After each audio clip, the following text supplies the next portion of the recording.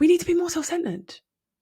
We need to be empowering humans to be who they want to be and do what they want to do. Because when you give yourself permission to put yourself at the center of your life, so many beautiful things unfold. So many freaking beautiful things unfold.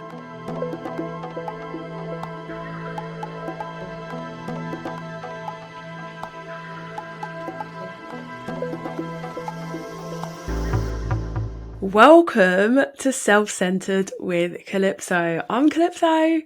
For those of you who don't know me, it's very wild if you are listening to this and you don't know who I am, because that means I've reached corners of not my mates, which is already a massive achievement.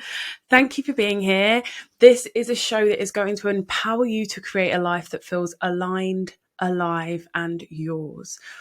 I'm a self-discovery coach, and so I'm obsessed with helping people feel more clear, more confident about the direction that they're going in life. We're not messing on this poddy.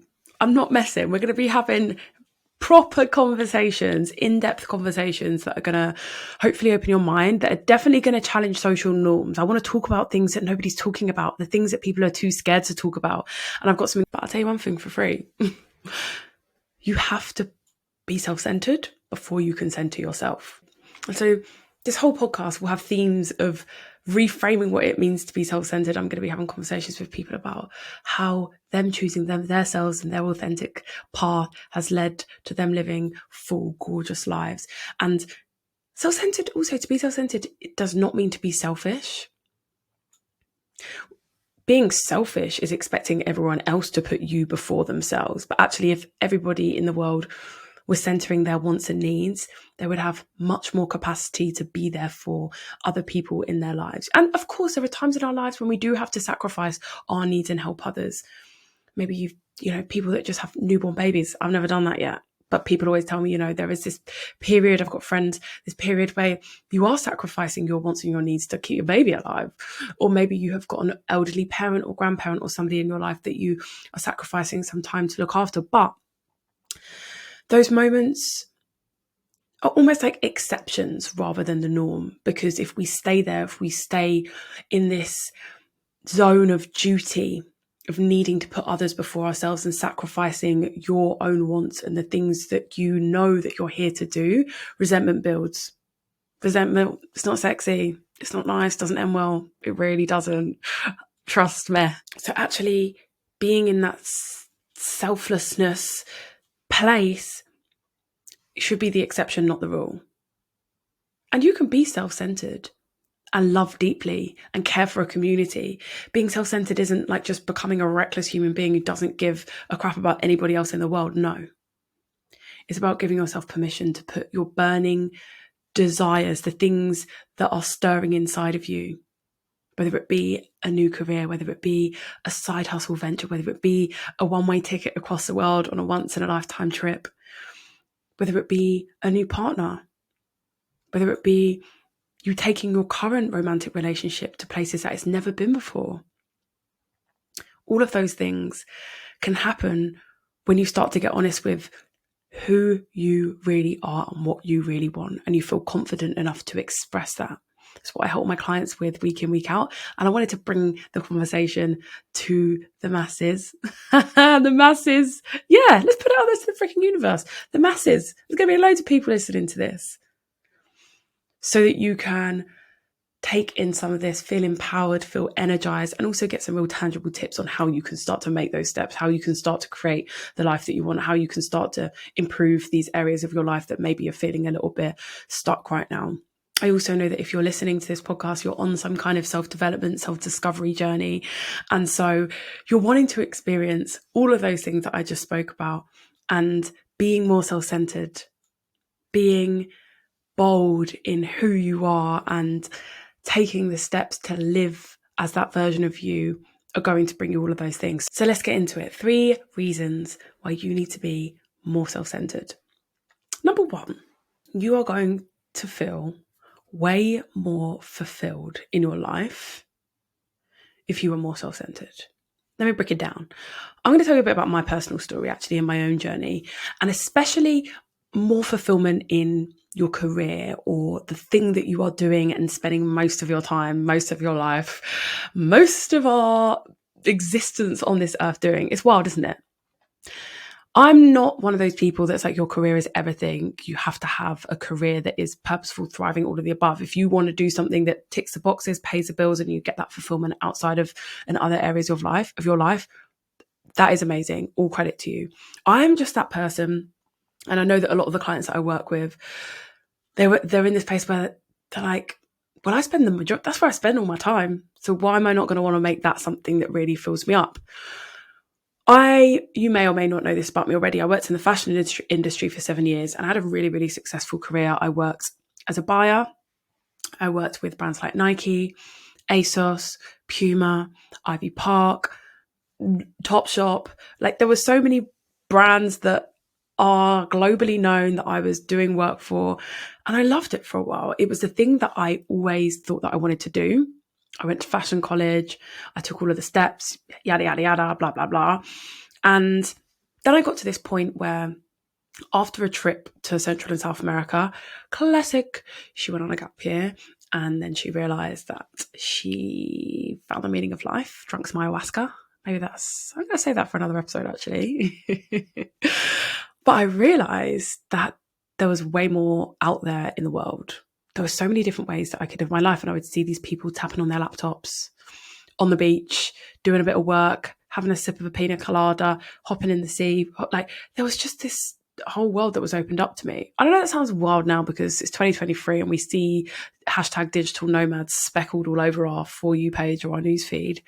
But even though 2018 wasn't that long ago, it was the first time that I was properly introduced to the concept of you could work from anywhere. And I guess it was pre-pandemic, right? And I remember in that moment being like, whoa, what I feel like success is maybe isn't what success really is to me. I'd only surrounded myself. I was from London. I stepped straight from college into corporate fashion. And I saw success as being the fashion director of a brand, of a company.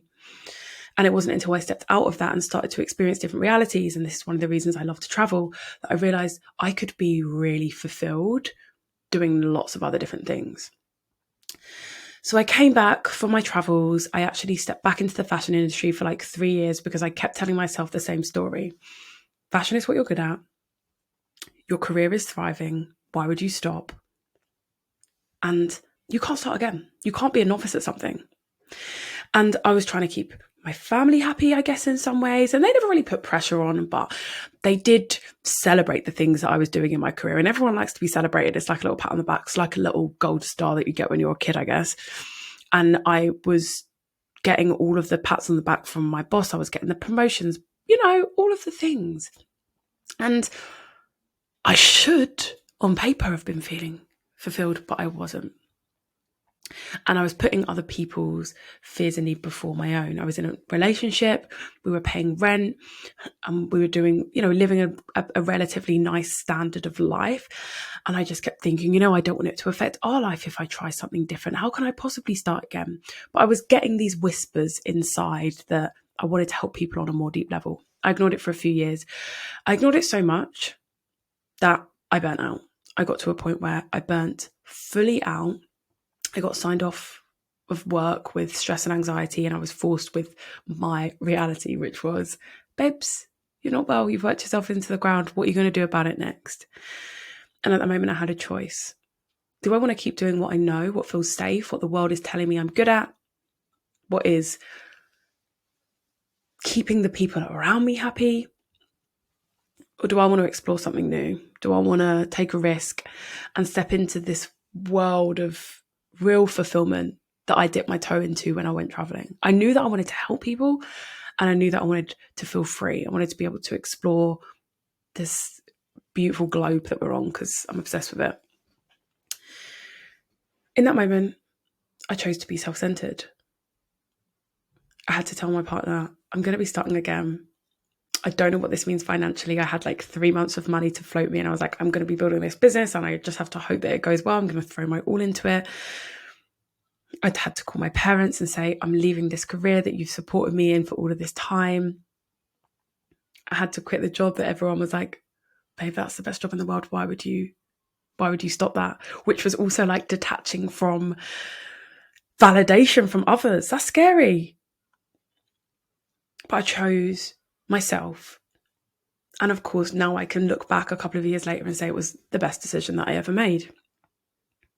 Had I have not been self-centered in that moment, had I have let the fears that society put on you for leaving the corporate world and all of the things that come with that, my family, my friends, the industry, I know those whispers wouldn't have quietened down. I listened to a quote recently and I keep re-quoting it because it's so freaking good. So if you've heard me say this before, no, you haven't. This person said, listen to the whispers before they become screams. If there are things that are whispering right now, if there are whispers of unfulfillment, if there are whispers that there is more that you could be doing in your career, in your life that would fulfill you more, it gonna get louder. I'm sorry. I'm sorry to be the bearer of bad news, but it's gonna get louder. So how can you take little steps and little actions? That is one of the biggest ways that being self-centered will improve your life. You're going to get more fulfillment because you're going to be living for you rather than somebody else, especially in your career. So that's point number one. The second reason that you need to be more self-centered is because your relationships will be so much richer when you do. Now, this might not be making sense to you. This might sound like the opposite of everything that you've ever been brought up to know in relationships. And let's talk about all relationships, romantic relationships, friendships, professional relationships. We have been taught that we should put the people we love's need before our own. Especially if you are somebody that's listening that is not a cis white male. The world has told us that everybody else's needs are more important than ours. Or we should just say the cis white male's needs is more important than ours. And so we have tied love, worthiness, wanting to needing. You're like, if somebody needs me, then they must want me.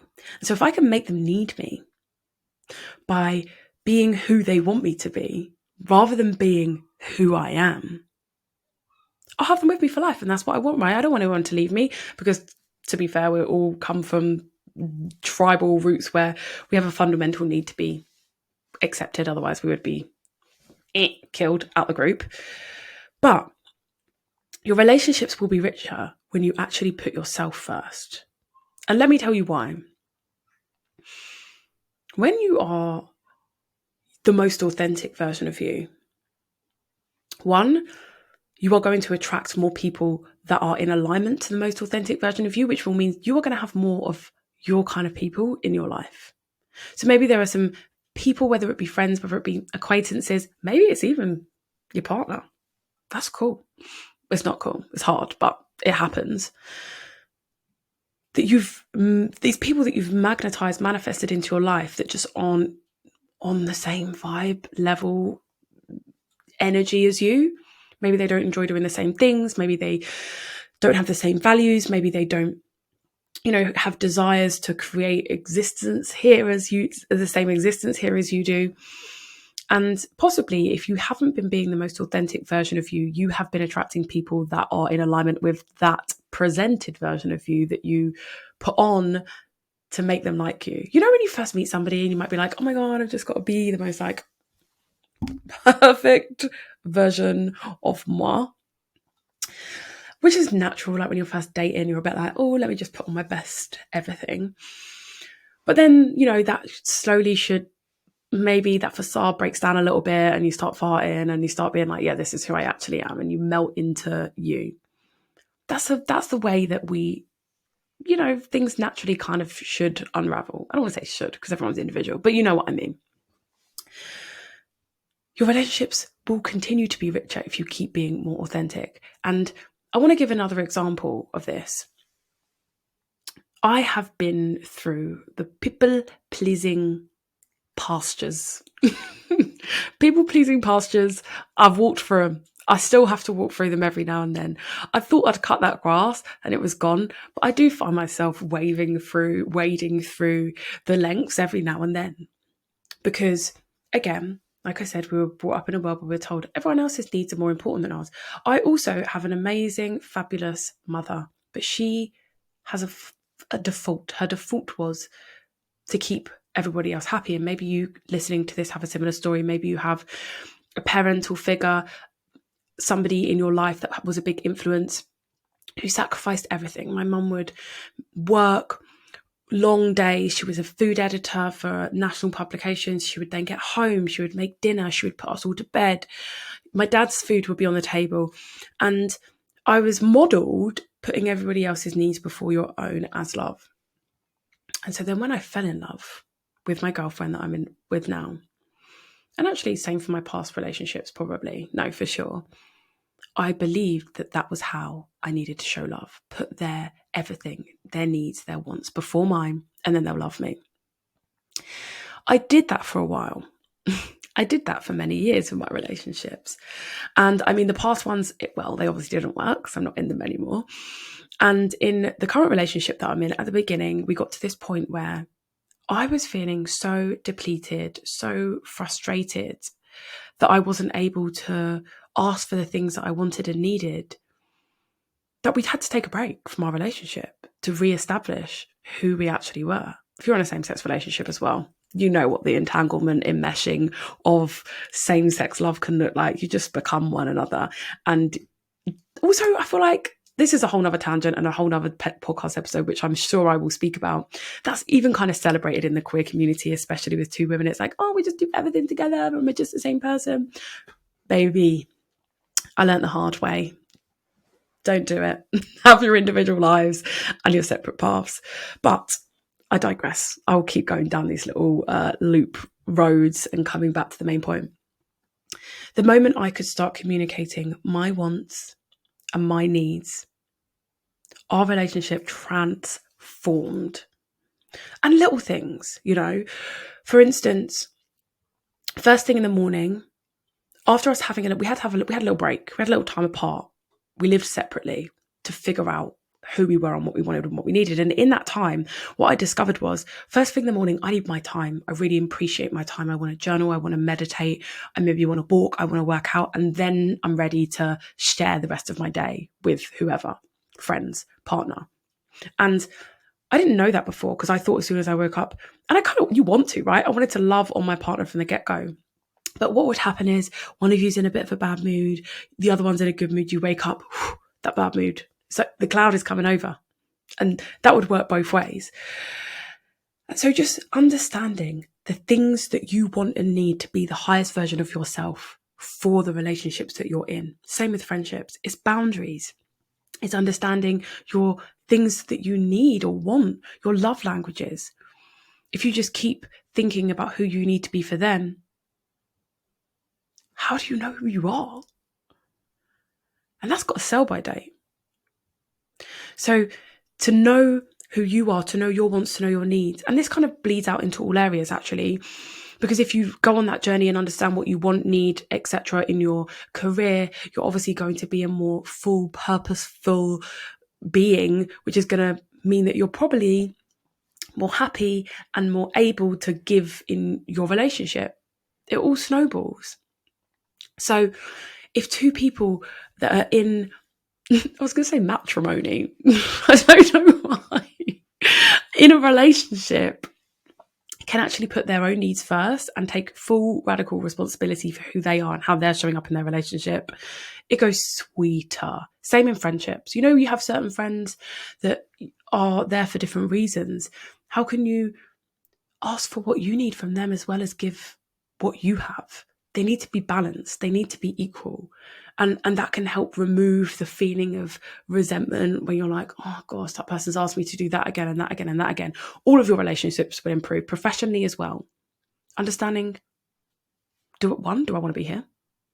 Two, how is this thing that I'm doing affecting my life? And how can I then start to say like, no, sorry, I can't stay after 5 tonight because I've got this. How can you build the confidence because you know why, rather than just having fear because you don't want to upset someone? So that is the second lesson. And the second reason why being more self-centered will improve your life. Numero 3, freedom. Freedom is probably the number one desire that my clients come to me with. They say, I just want to feel more free. I want to feel more free physically to be able to do the things that I want to do. I want to feel more free emotionally from pain, from struggle, from self-sabotage. I want to feel more free in who I can show up and be in this world. I want to be able to be authentic. I want to not care about what anybody else thinks.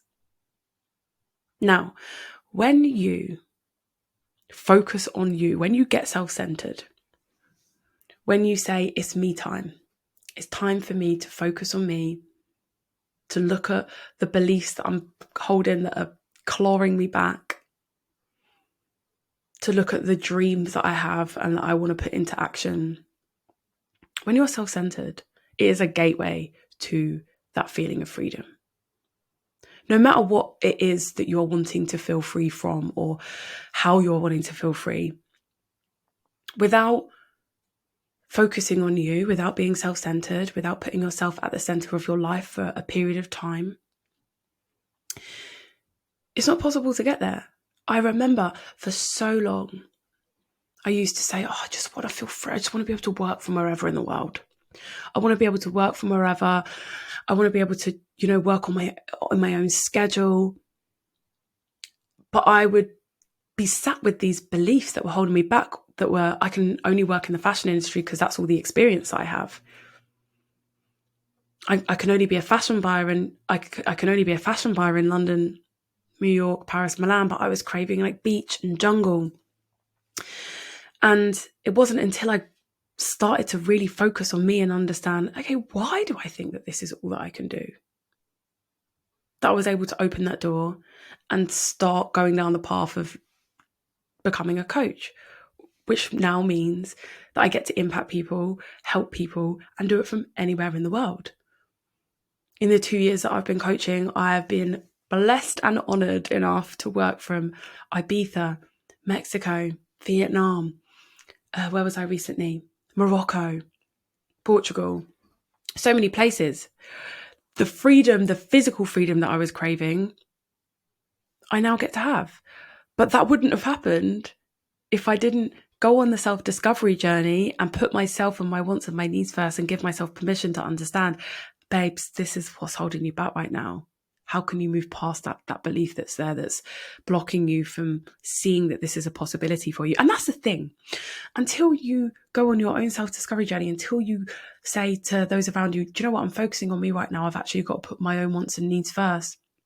Quite often you can't even see how to get to where you want to get to. And maybe you can't even see what you want. You just have this humming, like a fridge hum that's like, that's going to be horrible in your ears. But you just have this humming of, something doesn't feel right. I'm just existing. I'm not living. I want to live. I want to live. I want to do up life. Freedom comes when you choose yourself. And if you keep worrying or comparing yourself to others, saying, what if, I could never, if only, freedom's going to be a lot harder to achieve. And that comes from internal and life freedom too. I am queer, if you didn't already know. She's fruity. But I was with guys until I was 23. I never even considered that I was queer. And then I met my best friend. We fell in love. And we're still together happily ever after. She's going to be on the pod quite a lot. I feel I'm going to have her on for lots of conversations because we have too many good chats that I'm always like, we should be recording this. People should hear this conversation. So she's definitely going to be on. But there was a lot of letting go of what the world told me I had to be, putting myself at the center before I could accept that I was queer. And that was quite actually, it was a lot easier for me than it was for a lot of people. There was just this knowing of like, this is who I am. But the fact that I didn't even discover it till I was 23, society's expectations, pressures, views of me had such an impact that it took that long. But freedom came when I put my wants and needs in the center. Like, this goes for all areas of your life. We are reclaiming what it means to be self-centered. Let yourself be more self-centered. And watch how your life blooms and blossoms like a cherry blossom tree in spring in Japan. I've never even been, but the screensavers look cute. I hope that you have found this helpful. I hope that you feel inspired in knowing that when you get self-centered, your relationships, they're going to get way richer. You're going to feel well more fulfilled in your life, in your career, and you're going to feel way more free. It has been gorgeous to be here with you all. I hope you found this helpful. If you have, subscribe, like, share, do all of those things. This is my first episode, so who knows? Just do them all, share it, put it on your stories. And actually, if you thought of somebody when you were listening to this episode, my dream is for this to be like a spider web of consciousness, a spider web of positive transformation. That is one of my big whys to me doing this work. Pass it on to a friend, pass it on to a family member, pass it on to somebody that you know would appreciate this and would find this really useful, would find this helpful, would touch their heart and inspire them to center themselves and get self-centered. Thank you for being here, sending huge love, and I will see you next week.